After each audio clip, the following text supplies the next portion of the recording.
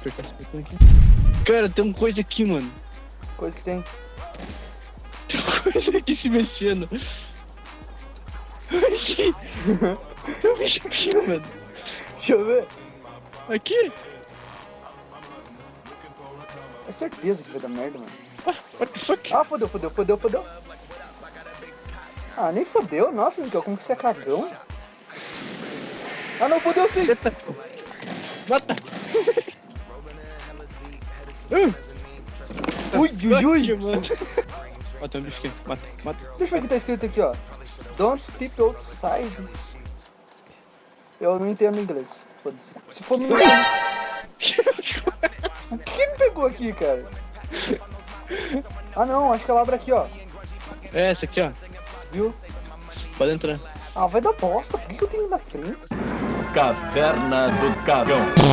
Ah, tem um botão pra apertar. Tem um botão, ó. É, pelo menos... Ah, fodeu.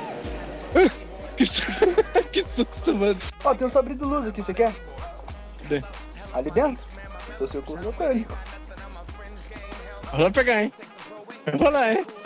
Vai lá. Help! Morri.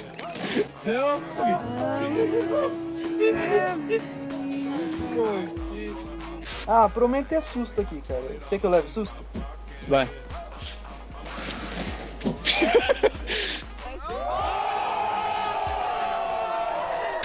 Ó que legal aqui, ó. Ai, what? Ai, tipo assim, ai, entendeu? Ai, de olho.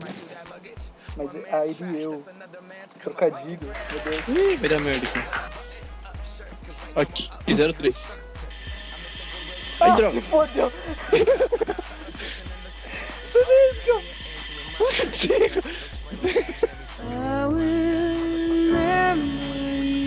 Não, eu tô me ferrando, maldito. Ué, eu já tomei um susto também. Ó, tô indo na frente agora. Ah, meu Deus!